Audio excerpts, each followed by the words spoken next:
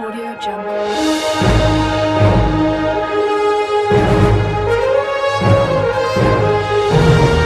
Audio Jungle.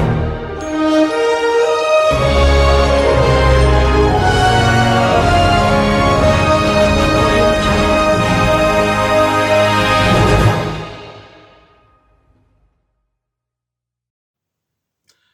Bonjour à tous et bienvenue dans cette nouvelle vidéo. Et aujourd'hui, nous allons parler de 3 infos cinéma que j'ai sélectionnées et qu'on va un petit peu plus en parler. Une dernière info, alors qui est un petit peu en rapport avec le cinéma, mais qui concerne plutôt une chaîne de télévision. Et on va commencer par la première. Alors, avant de commencer par la première, justement, eh bien, je sais, j'avais dit que je la sortirais. Durant la semaine, ça, j'ai pas eu le temps malheureusement, mais on est en vacances et j'ai le temps et je vais vous sortir cette vidéo et nous allons parler évidemment bien de cinéma. Alors, je sais que 3 infos. La première, ça concerne évidemment la réussite est totale donc pour l'attachement réalisé donc par Karine Tardieu qui affiche une moyenne presse pour vous dire de 4 sur 5. 4 sur 5, c'est excellent. Après une présentation en avant-première à la 80e Mostra de Venise, l'attachement est sorti en salle mercredi dernier. Ce drame sur le deuil emmené par un street casting, nous avons Valéra Bruni-Tedeschi, Pio Marmaille, Vanilla Pons, Raphaël Quenard, etc. a été très bien accueilli par la presse française. Sa moyenne est donc du coup de 4 sur 5 sur Allociné pour 31 supports. Alors, de quoi ça parle alors l'attachement? Donc Sandra, quinquagénaire, farouchement indépendante, partage soudainement et malgré elle l'intimité de son voisin de palier et de ses 2 enfants. Contre toute attente, elle s'attache peu à peu à cette famille d'adoption. Et côté spectateur, on est totalement ébloui. 4,2. Le film est sorti du coup le 19 février. Alors du coup, maintenant je vais vous lire un petit peu les critiques presse, donc ce qu'en pense la presse. Selon Télérama, justement, ils disent une chronique de la reconstruction affective d'une délicatesse inouïe. Selon France Info Culture, d'une réalisation à l'os avec des dialogues bien écrits à une bande-son soigneusement composée, Karine Tardieu, j'avais dit Corinne, mais c'est Karine Tardieu, excusez-moi, signe un film limpide qui restitue avec justesse la singularité des êtres et la complexité des relations humaines. La Tribune Dimanche avec l'attachement, donc qui note 4 sur 5. Pour le premier, donc c'était donc Télérama, ils ont noté 5 sur 5. Et la Tribune Dimanche, du coup, avec l'attachement, Karine Tardieu signe incontestablement son meilleur film à ce jour, faisant preuve d'une réelle maîtrise et d'une capacité à faire naître l'émotion sans jamais sombrer dans la mièvrerie. Donc 4 sur 5 donc pour la Tribune Dimanche. Le Journal du Dimanche, les acteurs, tous d'une grande justesse et des dialogues mordants, emportent cette histoire tour à tour dramatique et drôle, jamais larmoyante, surtout formidablement émouvante et réconfortante. 4 sur 5. Première, jamais programmatique, l'attachement se révèle aussi brillant dans ce qui s'y dit et dans ce qui s'y tait, dans cette manière d'affronter l'émotion de face sans forcer le trait et les larmes. À l'image de cette façon d'entraîner des comédiens de nature éruptive sur un terrain dont ils sont peu coutumiers, cette douleur intériorisée qui révèle des choses inédites. Selon le journal Sud-Ouest, la mise en scène est sobre, sans épate, mais vivace. Valéria Bruni-Tedeschi et Pio Marmaille, au jeu habituellement éruptif, déploient des trésors de délicatesse, de pudeur et de fragilité. Télé Loisirs, nous sommes donc sur à la fois tendre, déchirant et drôle, 4 sur 5. Sud-Ouest c'était 4 sur 5 et Première aussi 4 sur 5. Voilà. La version féminine, le nouveau film de Karine Tardieu est une montagne de chaleur et d'émotion, le cœur gonflé et l'œil brillant. On la gravit en suivant les pas de Valérie Bruni-Tedeschi, remarquable dans un registre inhabituel, 4 sur 5 aussi. Concernant ce film, voilà du coup pour ce qui est de l'avis de la presse. Alors ils ont pas pris, parce qu'en général, ce qui est quand même intéressant, c'est qu'ils prennent aussi sur spectateur, mais là ils ont pris que presse. Du coup, je me base sur ça. Alors comme vous le savez, la presse, eh bien, il y a des choses des fois que je trouve intéressantes qu'ils disent par rapport au film et d'autres que je trouve pas forcément intéressantes. Parce que Il y a des fois, il y a des films qui ont forcément adoubé et des films qui sont très très bien aussi, mais qui vont moins apprécier. Et donc voilà, donc réussite totale, donc ça s'appelle L'attachement. Alors je sais pas si j'irai le voir cette semaine, je suis en train de voir, on est en train de choisir avec ma famille, donc c'est un film qu'on va voir peut-être en famille ou pas. Mais nous verrons, en tout cas, je le verrai. Donc, L'attachement, réalisé par Karine Tardieu. Et maintenant, passons à la deuxième news cinéma. Justement, ça concernait bien l'actrice Carla Sofia Gascon, actrice principale du dernier film Emilia Pérez, réalisé par Jacques Audiard, et qui, malgré les nombreuses polémiques, donc voilà, donc après ce scandale, l'actrice prend une décision importante. Oui, parce qu'il y a eu plusieurs jours de polémiques, donc là, on va parler, j'ai commencé par Selena Gomez, mais on va parler de Carla Sofia Gascon. La star d'Emilia Pérez, eh bien, prend une décision avant la dernière ligne droite des Oscars. Fin de polémique. Ah, c'est ce qu'annonce peut-être donc halluciné. Bon, c'est un article qui date du 7 février, un petit peu récent, mais pas trop. L'actrice principale du drame musical de Jacques Audiard est depuis plusieurs jours dans la tourmente après que plusieurs propos racistes postés sur X dès 2020 ont refait surface. Ça a été déterré justement par une journaliste canadienne qui a révélé au grand jour ces tweets racistes justement. Et donc la comédienne primée à Cannes avait par la suite tenu à s'expliquer sur CNN Espagne dans une interview non autorisée par Netflix qui distribue le film dans le monde justement. Eh bien, de son côté, le réalisateur Jacques Audiard a pris ses distances lors d'un récent entretien accordé à Deadline. Alors, je veux bien qu'on aime Jacques Audiard pour sa réalisation et tout, mais là, franchement, sortir ce genre de phrase en pleine polémique, j'en vois pas trop l'intérêt justement quand il dit « Je ne lui ai pas parlé et je ne veux pas lui parler ». Elle est dans une démarche autodestructrice dans laquelle je ne peux pas intervenir et je ne comprends vraiment pas pourquoi elle continue. Alors je suis désolé, autant Jacques Audiard, en tant que réalisateur, je le respecte, mais là, franchement, sortir ça en pleine polémique, surtout que l'actrice, j'ai pas revenu sur les propos racistes, parce que justement, vous avez plein d'articles là-dessus, mais vraiment, elle est très très courageuse. Je vais préciser juste après. Donc du coup, ensuite, il y a eu une dernière prise de parole, donc dans un post Instagram mis en ligne ce vendredi 7 février, Carla Sofia Gascon s'est exprimée une nouvelle fois et promet de rester silencieuse. Donc elle dit, suite à l'interview de Jacques que je comprends, j'ai décidé pour le film, pour Jacques, pour le casting, pour l'incroyable équipe qui le mérite, pour la belle aventure que nous avons tous vécue ensemble, de laisser l'œuvre parler d'elle-même en espérant que mon silence permettra d'apprécier le film pour ce qu'il est, une belle ode à l'amour et à la différence. Je vais vous donner mon avis, pour moi, elle a raison. Elle a raison, elle se prend une polémique, j'ai envie de dire, les gens changent, les gens évoluent, et Carla Sofia Gascon se prend une polémique en pleine gueule avec des tweets proposés datant de 2020, donc qui nous dit pas que Carla Sofia Gascon elle a grandi et que finalement ses tweets c'est du passé en fait. On sait pas. Mais voilà, donc elle a pris cette décision. Je pense que c'est une très très bonne décision que elle a fait. Justement, la publication a été accompagnée d'une photo de l'équipe du film en haut des marches du Festival de Cannes. Quelques minutes après la projection du long métrage, Carla Sofia Gascon ne sera pas présente aux prochaines cérémonies de prix prévues à Los Angeles ainsi qu'aux Goya Awards, les Césars en Espagne. L'actrice devrait également être absente lors de la cérémonie des Césars en France malgré sa nomination.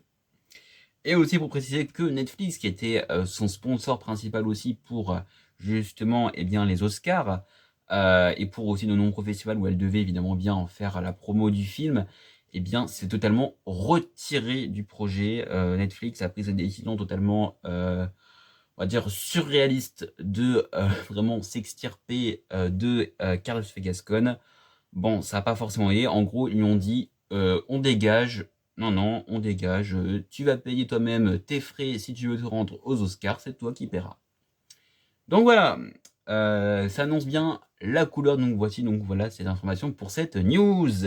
Et on finit par une dernière news, les amis, avec le film, Les Tuches. Et puis donc cet article qui date du 20, donc il y a quelques jours, 3 jours, Les Tuches qui gardent la frite face à Captain America dans les salles de cinéma françaises. Le 5e volet de la saga a franchi en 2e semaine le cap du 1,8 million de spectateurs. J'ai envie de dire, je suis pas étonné, c'est le 5e Tuche.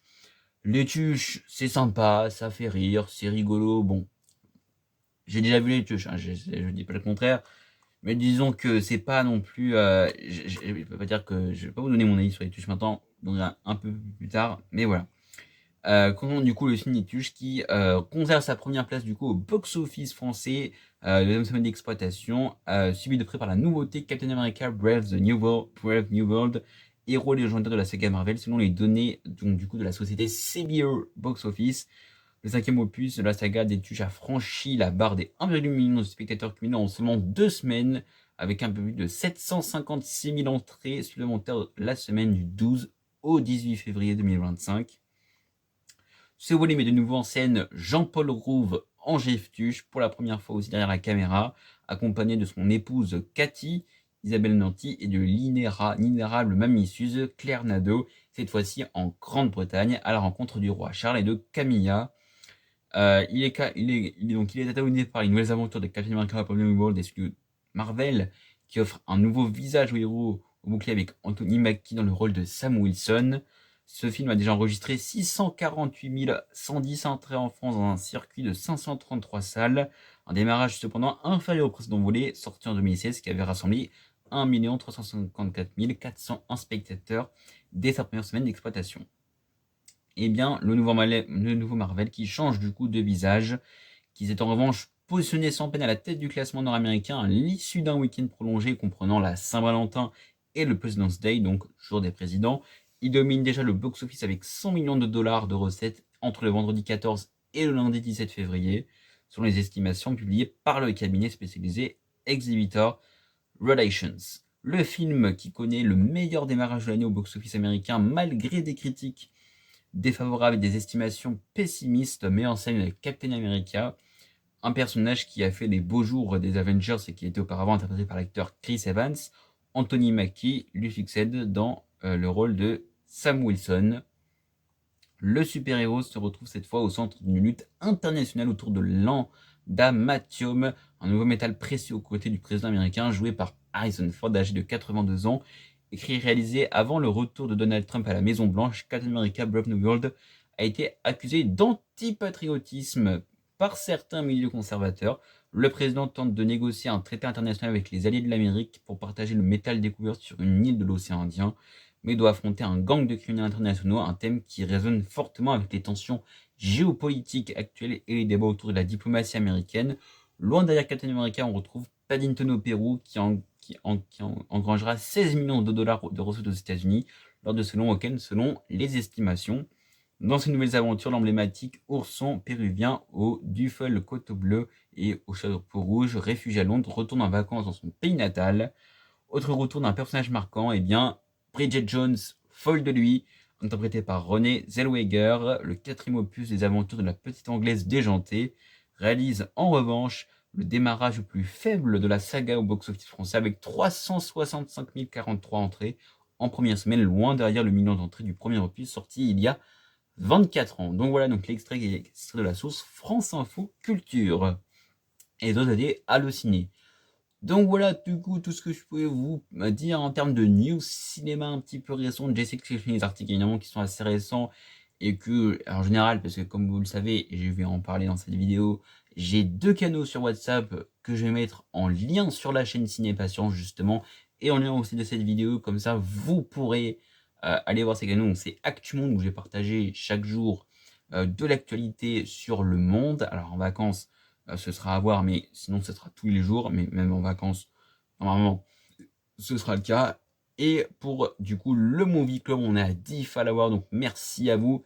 Franchement merci. Nous, on va partager évidemment des infos au cinéma au cours de la semaine et aussi des petits sondages aussi sur les deux. Voilà, vous verrez. Et aussi merci aux nouvelles personnes qui se sont abonnées. Et aussi n'hésitez pas à commenter, car on est 80 abonnés, un cap est franchi les amis. Je sais, voilà, ça fait 1 an que je suis sur YouTube. 80 abonnés, c'est pas rien, c'est bien que c'est. Il y en a qui vont dire oui, mais c'est pas les 500, c'est pas les 1000, machin, mais c'est déjà le début d'un grand succès. Mais en tout cas, quand même, merci à vous. Et pour terminer, du coup, cette petite information, du coup, sur cette fameuse chaîne qui va quitter, du coup, nos antennes TD. c'est, on va dire, historique. C'est C8. Alors, je vais pas revenir sur le pourquoi, du comment, du machin, puisque c'est pas le but. Vous trouverez tout sur internet et puis vous chercherez les raisons. Bon, c'est en raison évidemment à cause des amendes compris C8 que l'Arcom les a sanctionnés justement. Mais c'est quand même assez fou de se dire qu'il y a quand même des gens qui valident cette censure, qui disent oui, oui, on est trop content, ouais, youpi, il y aura plus C8, il y aura plus Hanouna. Alors, je vais pas revenir sur le personnage parce que mon but, c'est pas évidemment bien de parler de Cyril Hanouna, mais à un moment donné, là pour l'instant, là c'est C8 et Énergie 12 aussi qui vont faire les frais justement, mais on n'est pas à l'abri que prochainement, je sais pas moi, allez, tiens, un film qui certainement été qui allait certainement être diffusé sur France 2, un inédit jamais diffusé, je sais pas moi, de n'importe quelle série ou de film, bah hop, l'Arcom dit non, justement, et la personne du coup bah, qui aimait aussi du coup les émissions TVMP, alors je sais pas, je vous dirai après juste, eh bien elle peut être déçue. Parce que justement, elle peut se dire ah bah non merde, ah bah ça aussi, ça j'aimais bien. Donc voilà, donc c'est un exemple de ce cas-là. Et justement, bah, TPMP, bon, c'est pas une mission. Bon, des fois, quand il y a des trucs qui peuvent être intéressants, qui peuvent être dits, et qui peuvent être intéressants, je regarde, mais sinon, hein, je zappe, puisque c'est pas le type d'émission que je regarde. Et du coup, bah, il y aura la dernière soirée, du coup, le 28 février, justement la dernière soirée où ça va être grande soirée, grande interview, on va revenir sur les grands moments des chaînes et tout. Je suis un petit peu triste pour les deux. Alors, c'est pas tant pour C8, c'est un petit peu justifié, mais malgré ça, il faut pas résumer C8 à tout TPMP. Puisque sur C8, il y avait quand même des choses intéressantes, puisqu'il y avait diffusion de. Bah, des fois, ça arrivait qu'ils diffusaient Inspecteur Barnaby, par exemple. Il y avait des documentaires animaliers, justement, qui pouvaient être intéressants, des bêtisiers de Noël, par exemple. Donc, il n'y avait pas que TPMP. Faut pas se dire que c'est la cause, oui, c'est en cause, évidemment, mais TPMP n'était pas le programme qui a été diffusé à tous les horaires de la journée. Non, c'est diffusé évidemment en fin de soirée. Enfin, c'est toujours actuellement diffusé jusqu'à la fin. Mais voilà, du coup, donc voilà, j'espère que cette vidéo vous aura plu. Et n'oubliez pas, vive la passion du cinéma. Et allez au cinéma et mangez des pizzas. Tess! Audio Jungle.